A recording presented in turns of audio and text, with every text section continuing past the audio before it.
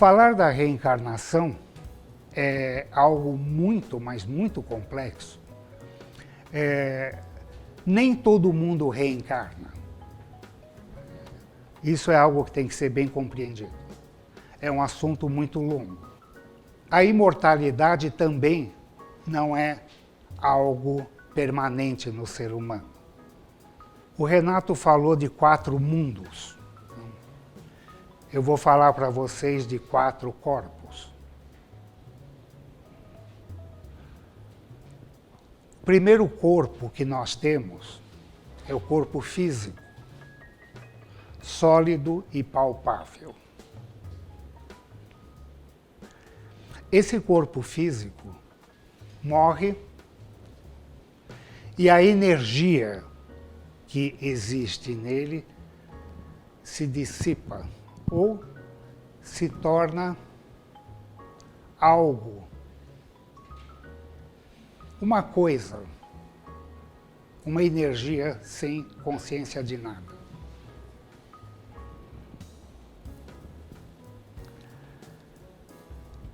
O trabalho interior importante de ser feito é quando,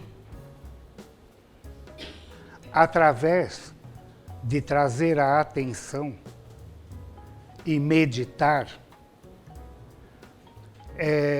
eu começo a adquirir uma quantidade cada vez maior de impressões. As impressões não só alimentam e expandem a consciência, como elas começam a cristalizar o segundo corpo. Um corpo que está acoplado no meu corpo físico. Esse corpo é construído com impressões, com essa energia. Quando eu cristalizo, através de um trabalho intenso, o segundo corpo, quando eu desencarno, o meu corpo primeiro desaparece, morre, mas o segundo sobrevive à morte do primeiro. Mas sobrevive por um tempo também, depois morre também.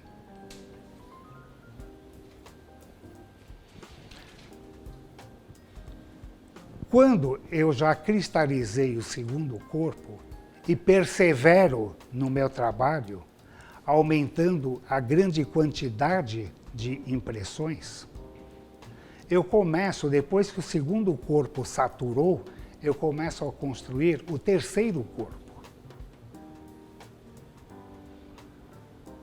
Esse terceiro corpo sobrevive à morte do segundo corpo. Mas ele também morre.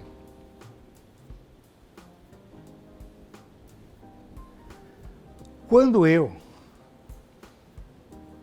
cristalizei o terceiro corpo através de uma vontade muito forte e determinada de cristalizar impressões, meditando de uma maneira muito intensa, depois que eu saturei o terceiro corpo, eu começo a construir o quarto corpo. O quarto corpo é indestrutível e eterno. E ele só pode ser construído voluntariamente e através do alimento da consciência trazida pela meditação, pelas impressões. Um exemplo disso é o próprio Cristo, quando ele morre e depois reaparece aos seus seguidores. Ele já tinha o quarto corpo cristalizado. E isso é muito comum. Se vocês verem essa possibilidade, por exemplo, o Yogananda, ele frequentemente encontrava com o falecido mestre dele. E o próprio Yogananda, hoje, tem um caso interessante, o corpo do Yogananda não se decompôs. Está ali bonitinho e perfumado ainda, como ele era. Tal era o estado de pureza dele, né? E ele aparece para muitos dos seus discípulos. Então, o trabalho da nossa vida é sair da carne, não só sair consciente, mas sair cristalizado.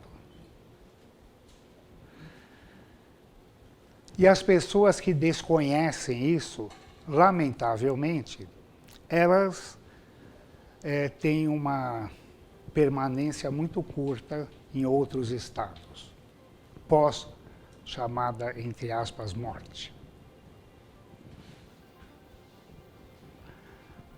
Outro ponto que também eu vou citar en passant, porque como no estudo da Helena Blavatsky, da teosofia, e no próprio entender de Gurdjieff também, a Lua se alimenta da energia orgânica da Terra.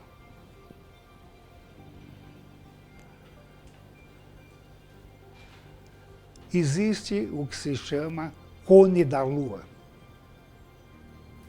E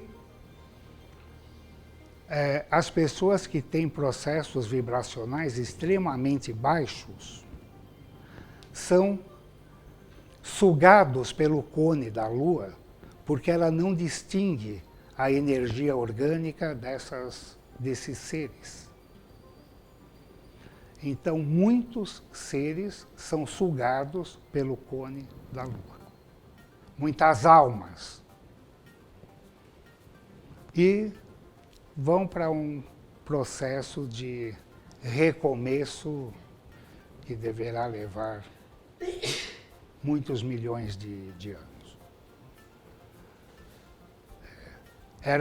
Eu fiquei no Instituto Gurdjieff durante 10 anos.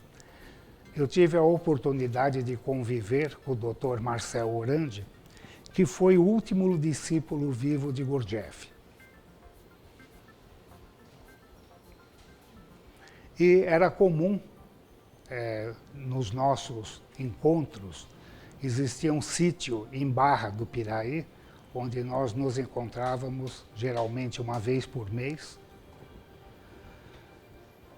E quando alguém tinha algumas atitudes um pouco recomendáveis, era como alguém falar para ele, cuidado com o cone da Lua.